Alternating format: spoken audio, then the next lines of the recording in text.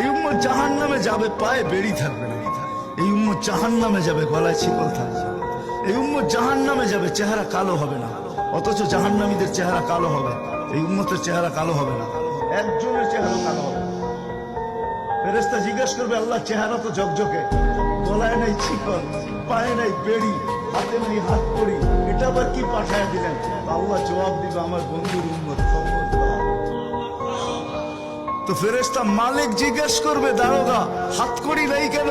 বলছে, যেই হাত উঁচুতে ব্যবহার হয় ওটা হাতে হাত কড়ি লাগে না। যেই পাও মসজিদের দিকে চলে ওই পায়ে বেড়ি লাগে না।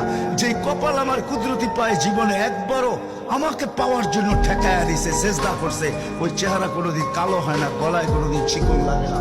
3 জায়গায় আগুন লাগাবে না, খবরদার। চেহারায়, হাতে, পায়ে, বাকি শরীরে লাগায়া দাও।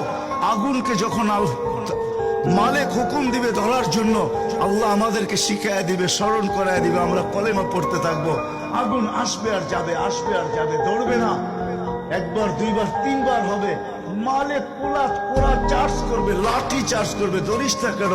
তো আগুন বলবে, লাইসালি সুলতানুন আলা মান ক্বালা লা ইলাহা ইল্লাল্লাহ মুহাম্মাদুর রাসূলুল্লাহ।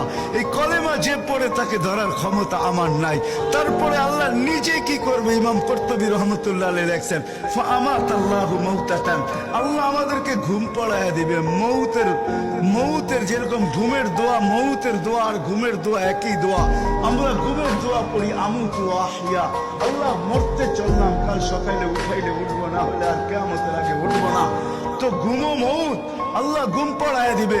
আজাব ঘুমের ভিতরে কমপ্লিট করে আল্লাহ বাহির করে নিয়ে নিবে। নবীর সুবাদে, নবীর সুবাদে।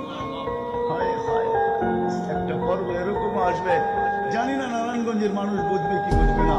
একটা পর্ব এরকমও আসবে, নবীর সুবাদে একটা পর্ব এরকমও আসবে, নবীর সুবাদে এরকম একটা পর্ব আসবে।